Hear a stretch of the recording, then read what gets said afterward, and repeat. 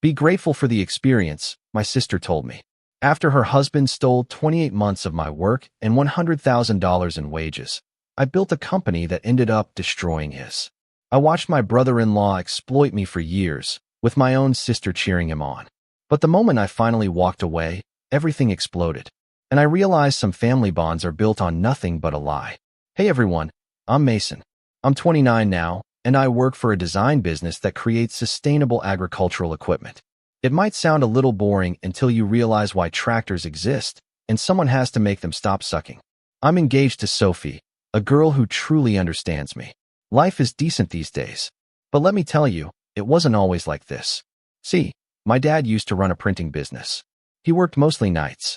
Mom stayed at home until my sister, Brianna, and I hit middle school.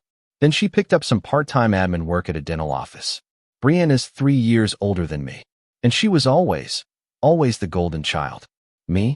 I was the spare tire, the one you keep in your trunk just in case. It was October, 48 degrees. Rain was falling sideways. I was 16, standing on my front porch at 8:45 p.m. All I had was a bag and soaking wet sneakers.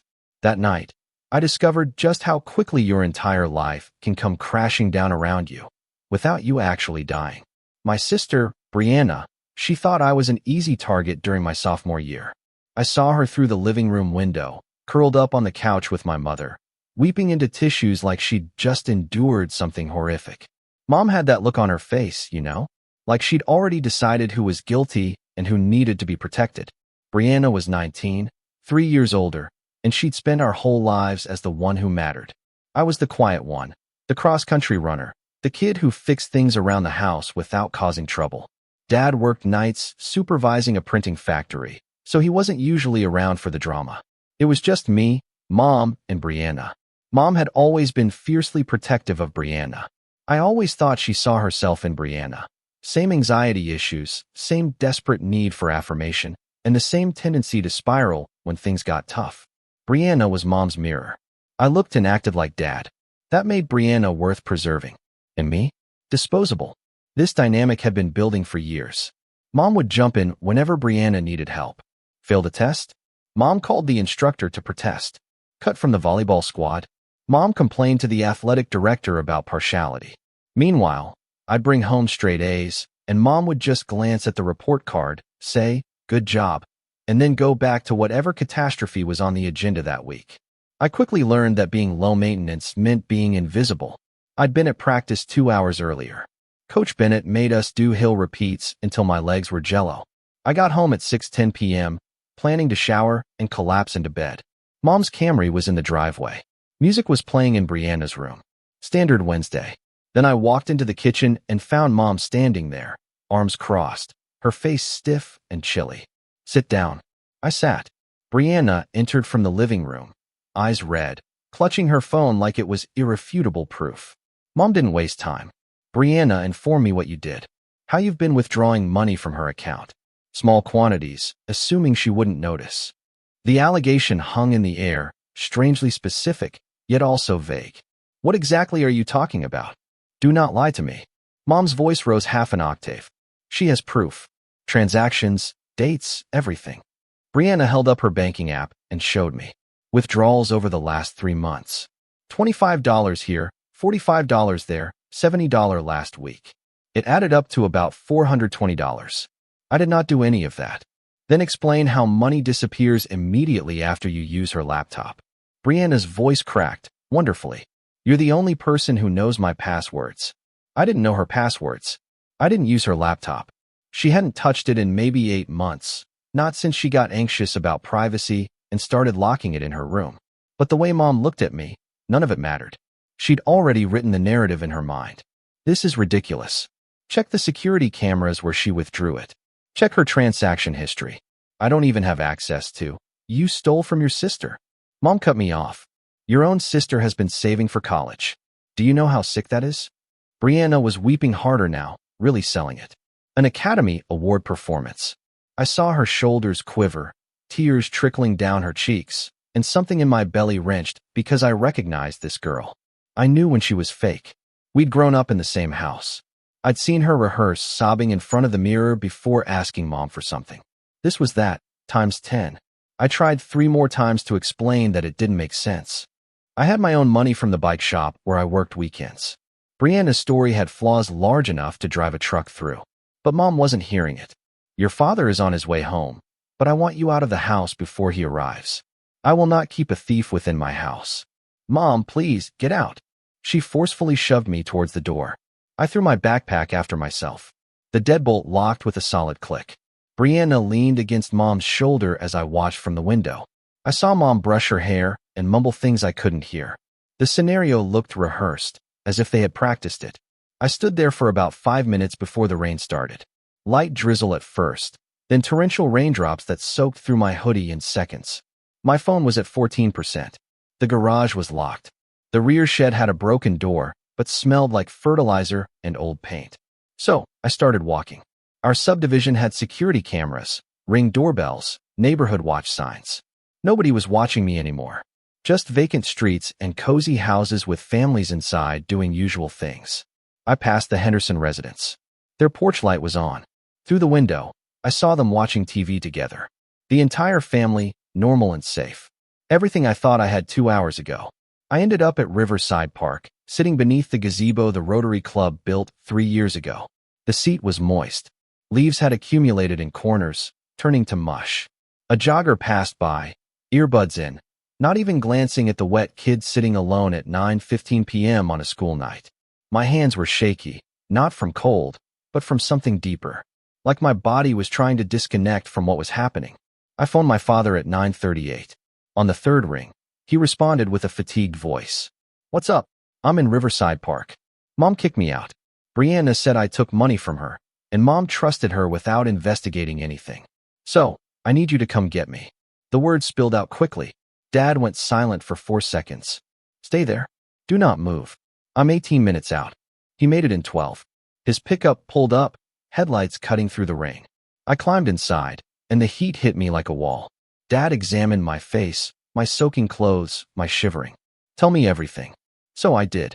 The allegation, the banking app, Mom's instant judgment, Brianna's unshed sobs, and being shut out without an opportunity to explain. Dad listened without interrupting, his jaw tightening with each phrase. When I finished, Dad tightened his grip on the steering wheel. "You did not make those withdrawals." "No, you've got your own money." "Yes, from the bike shop. I don't need to take from Brianna." He nodded decisively. "We're heading home, and we'll get to the bottom of this tonight." The journey back took 4 minutes. Every second felt like it was leading up to something. Dad entered through the main door like a man on a mission. Mom was still on the couch with Brianna, looking content. That comfort vanished when she noticed me behind him. "Thomas, I told you. You informed me there was an emergency. You didn't tell me you sent our son out in the rain without checking any facts." Mom stood up defensively. "Brianna showed me the proof. Transactions can be falsified or misattributed. Where's her phone? Let's look at the proof." Brianna clutched her phone to her chest. Dad reached out his hand. "Either show me the real proof or acknowledge you are lying. These are your alternatives." The stillness extended. Brianna's gaze flickered to Mom, hoping for backup. Mom walked forward. "She does not have to prove anything to you. We understand what occurred." "No, you remember what Brianna told you. That is not the same thing." Dad's voice remained level, calm, the type of quiet that is more deadly than screaming. "Brianna, please log into your bank account on the computer right now so that we can all view the whole transaction history." Brianna hesitated. Just half a second, but I caught it. So did Dad. She hurried to the kitchen table, opening her laptop with trembling hands. The login page loaded. She input her credentials. The account summary popped up.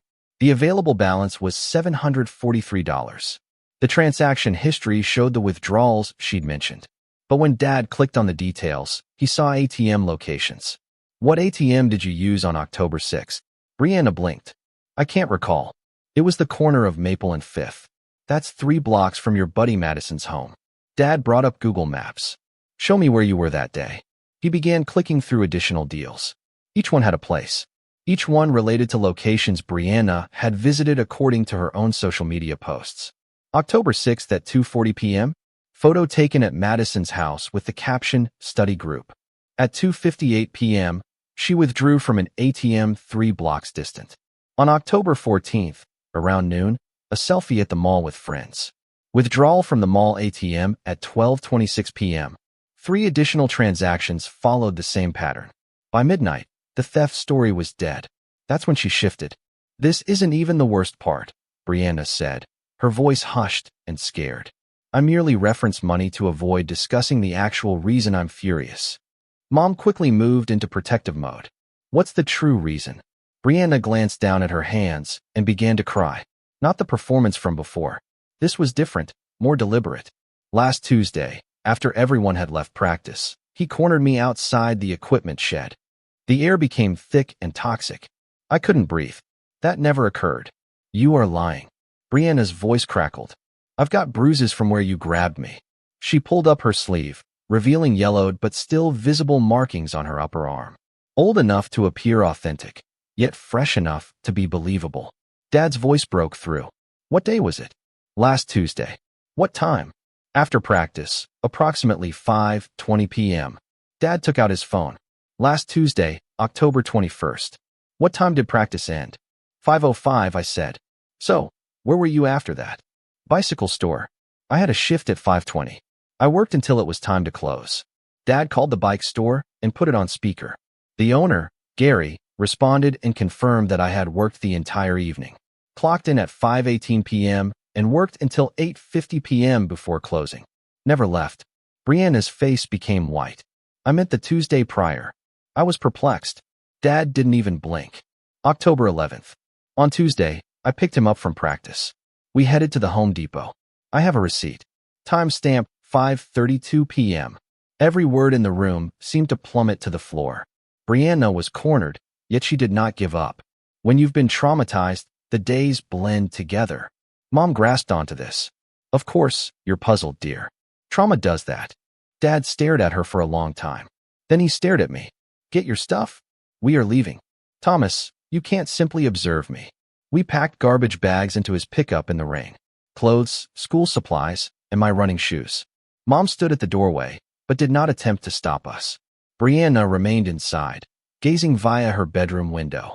I noticed the curtain shift as I looked up. I saw her face in the gap. She appeared afraid. Good. After 25 minutes, we arrived at a hotel off the highway. Dad sat on the side of the bed, head in his hands. "I'll contact a lawyer tomorrow." I hoped to feel relieved. Instead, I felt hollow. I woke to voices coming through the hotel wall. A muffled altercation next door. The clock read 6:11 a.m. Dad was already up, sitting in a chair near the window, drinking coffee from the lobby machine. The room smelled like burned coffee and industrial cleaning agents. "Welcome to rock bottom," he said. "We need to return. Gather the rest of your belongings before school." The home felt different in daylight. Colder somehow. Mom was in the kitchen, preparing breakfast as if it were any other Thursday.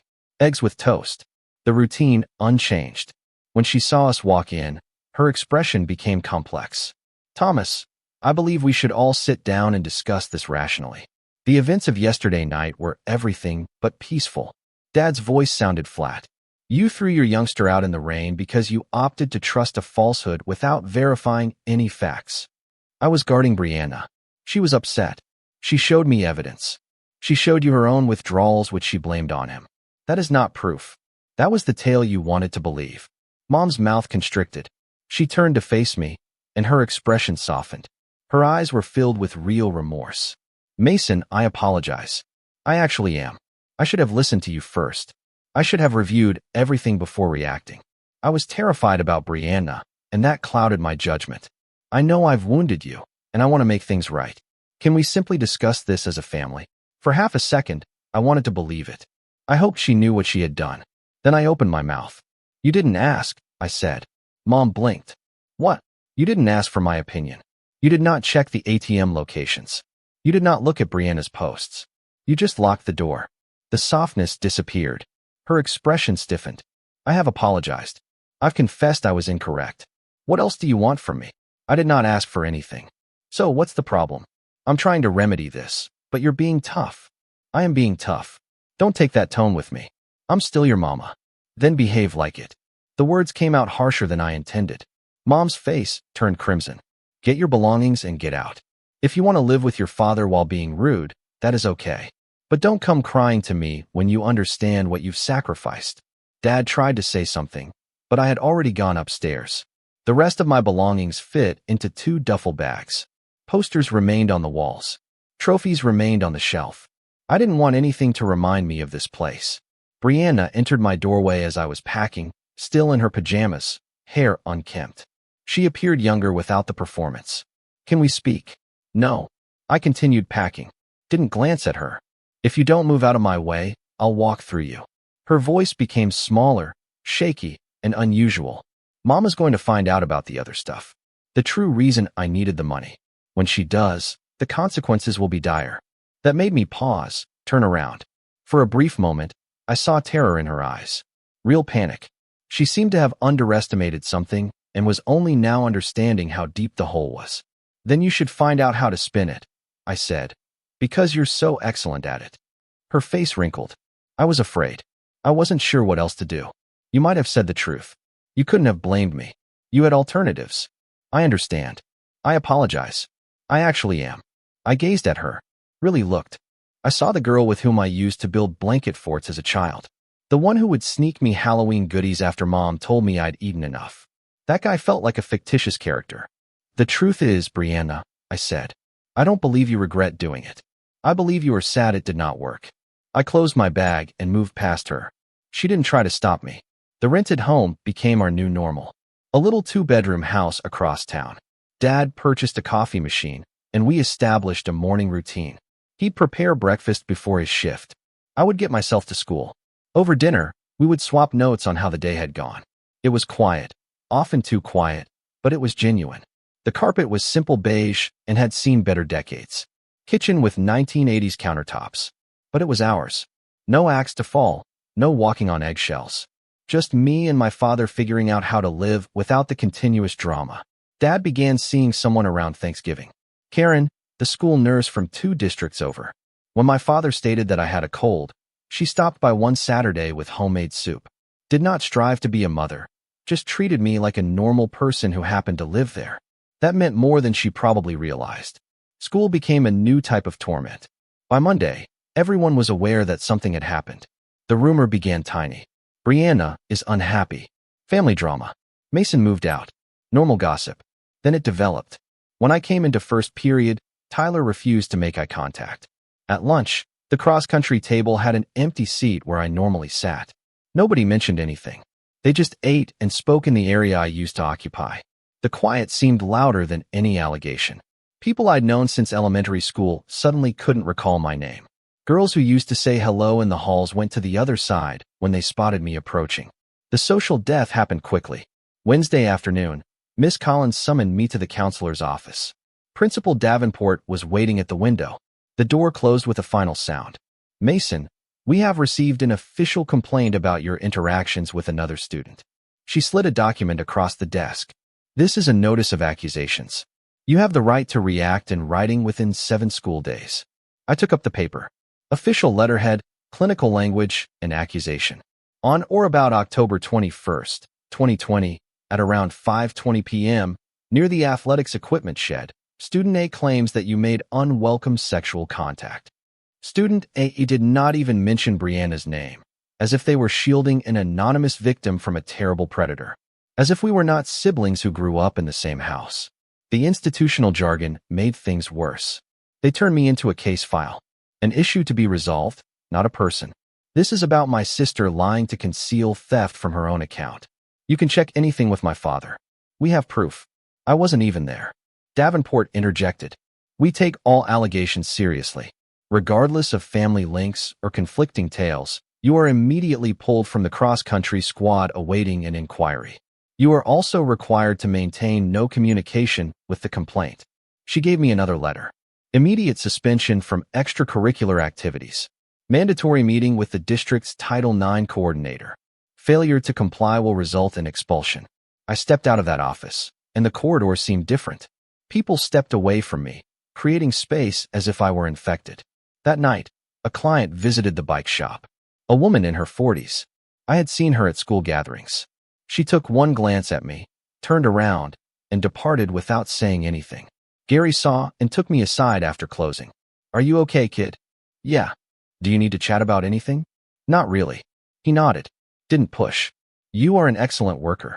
I'm not going anywhere. I appreciated it more than I could express. Dad hired a lawyer called Miranda 3 days later. During our first meeting, she sat across from us with a legal pad and spoke 3 words that changed everything. Document everything.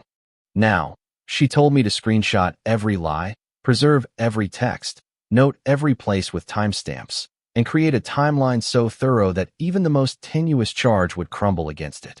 I started to carry a pocket notepad. I wrote down where I was, when I was there, and who saw me.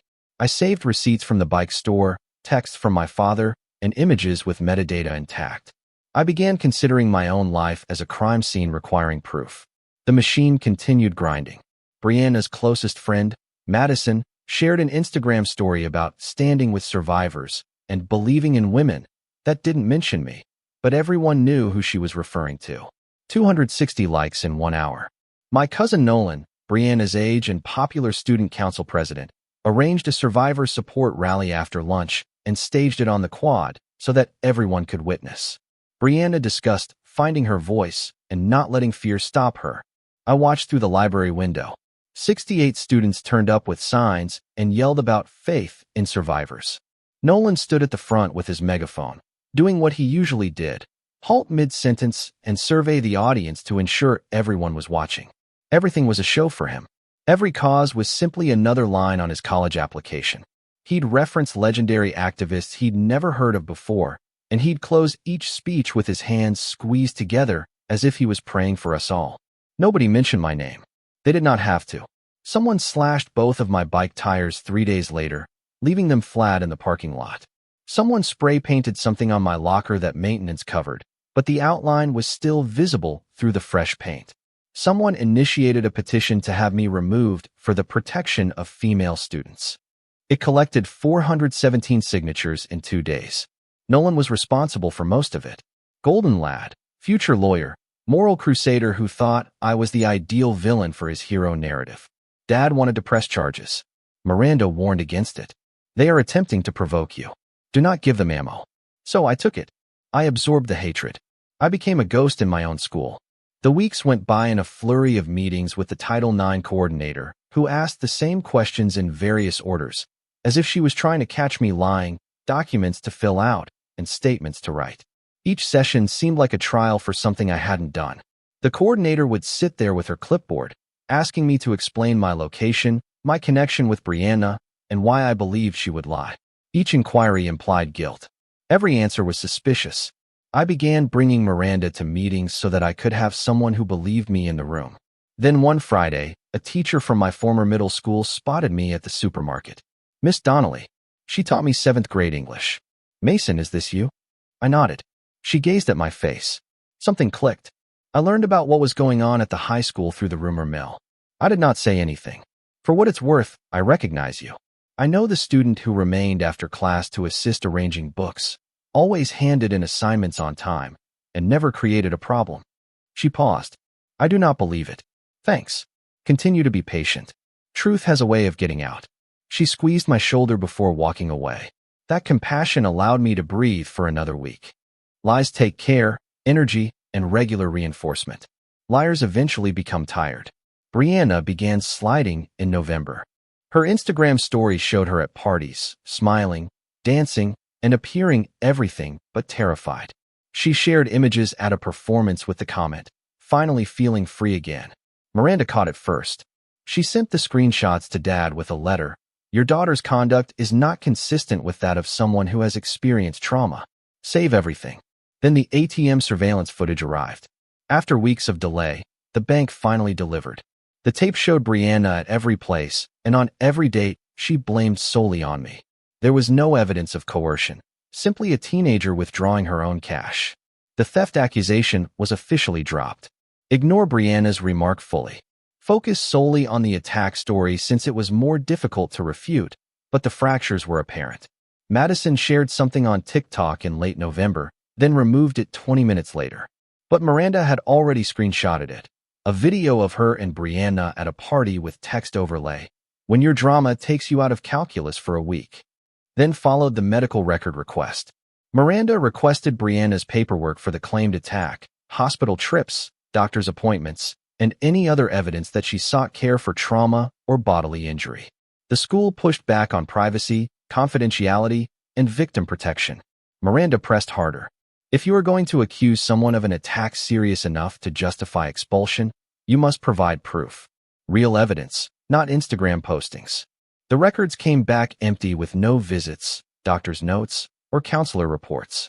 Miranda convened a conference with the school's legal team, bringing medical documents, ATM footage, my location history, witness statements, and everything. Lay it out like a prosecutor. The Title IX coordinator seemed uneasy. The school's lawyer began taking notes. They agreed to continue the investigation, but I could see it on their faces. They knew Brianna was lying. They simply didn't know how to confess it without losing their reputation.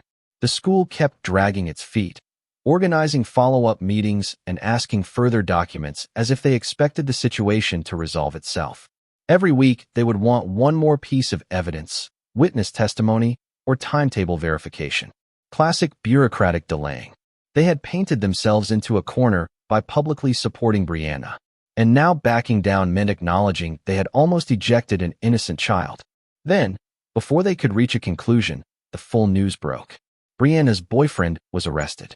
Derek, a 22-year-old pill dealer, operating out of his apartment. Police discovered customer lists, transaction data, and SMS communications. Brianna's name was mentioned 11 times. For weeks after Derek's arrest, the police arrived at Mom's house. They asked to talk with Brianna about her connection to him, asked whether she had purchased any controlled drugs. That's when Brianna snapped. She confessed to everything. Drug usage, money, and falsehoods about myself. All of it came out because she needed to make a bargain to escape prosecution. The police report arrived on Miranda's desk 5 days later.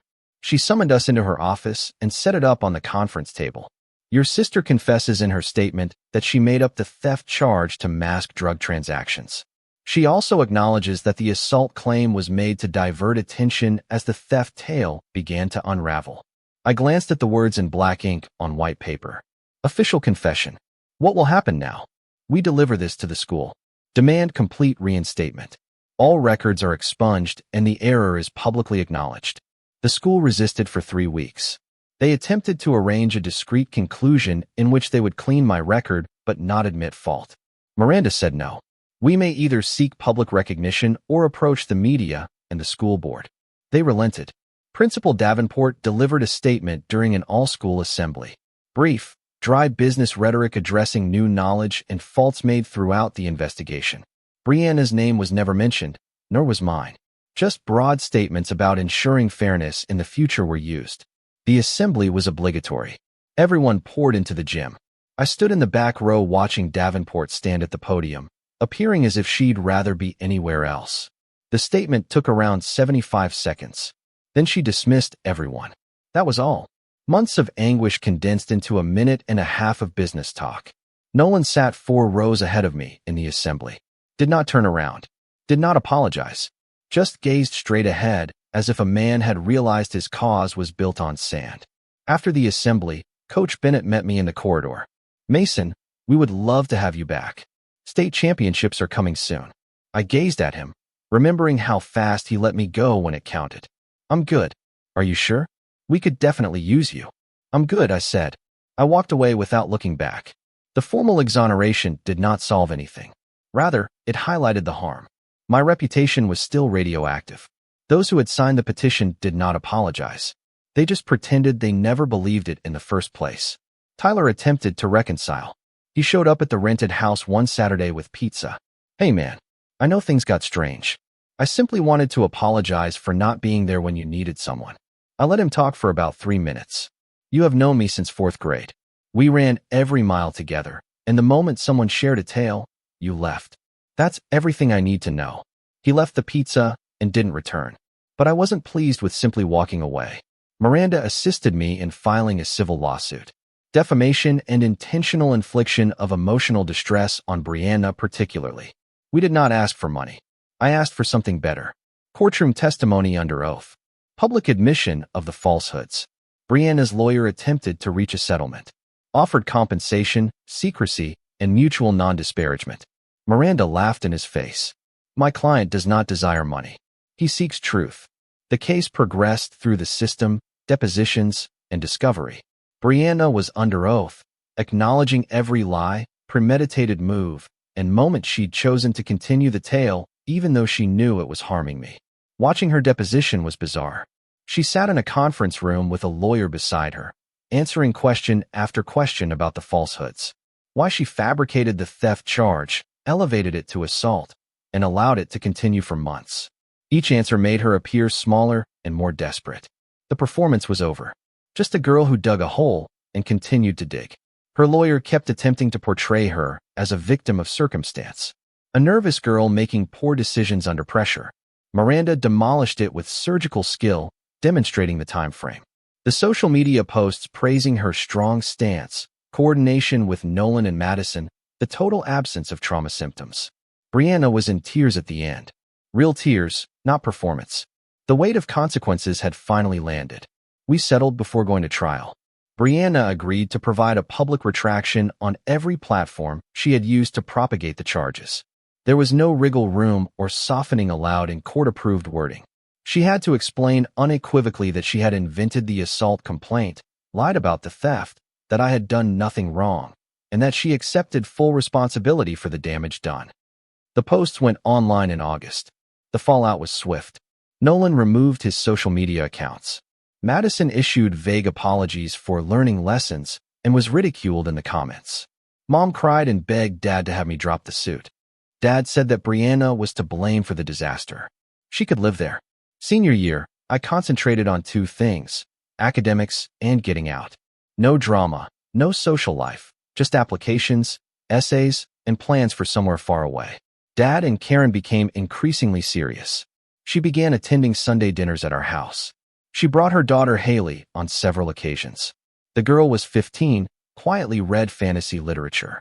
We ended up discussing novels one evening as Dad and Karen handled the grill. It was my first regular discussion in months. I was accepted to a public school 5 hours north.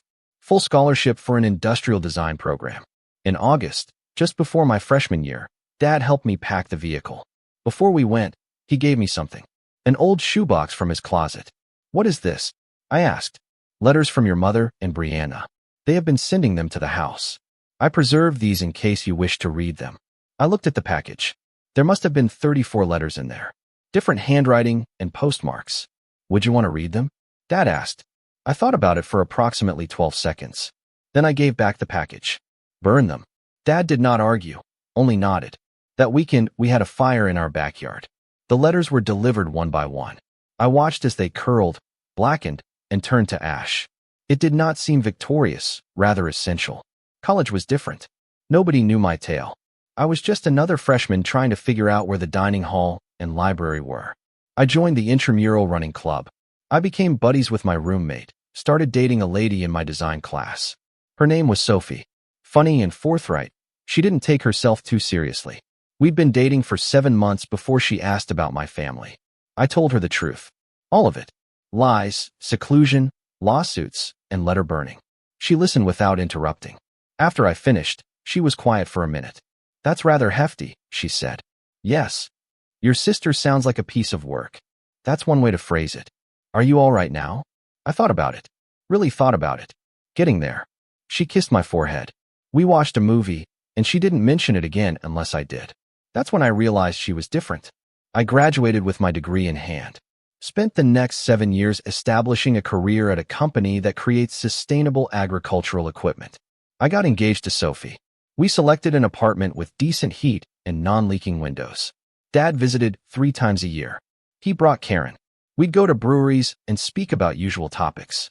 He never mentioned Mom or Brianna unless I specifically asked. I didn't ask. Brianna attempted to reach out again last month. Email from a cousin said she was in rehab and worked on herself. I hoped we could find peace eventually. I deleted it without replying. The doorbell rang 3 weeks ago on a Sunday afternoon. Sophie was out buying groceries.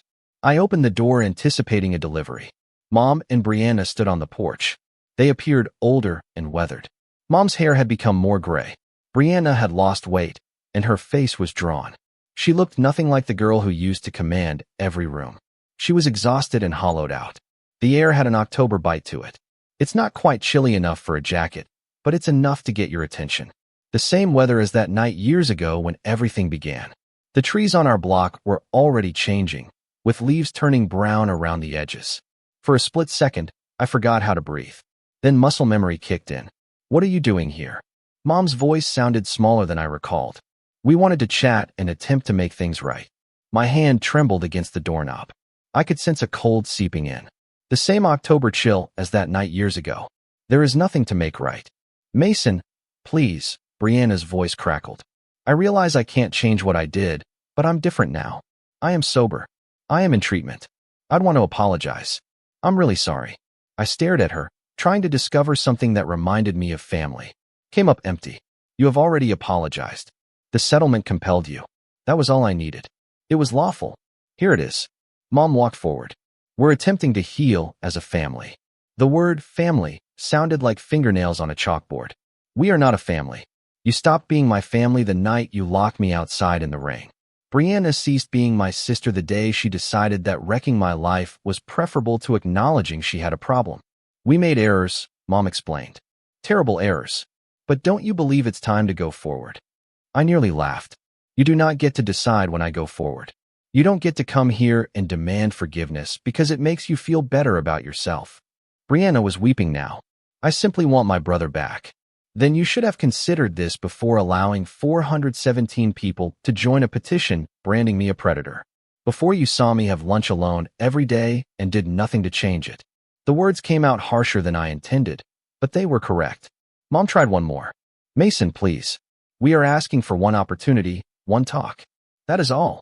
I looked at them both, saw their desperation, need, and hoped that I would be the stronger person and let them off the hook. No. I walked back and shut the door. The deadbolt clicked. The same sound it made 15 years ago. Permanent.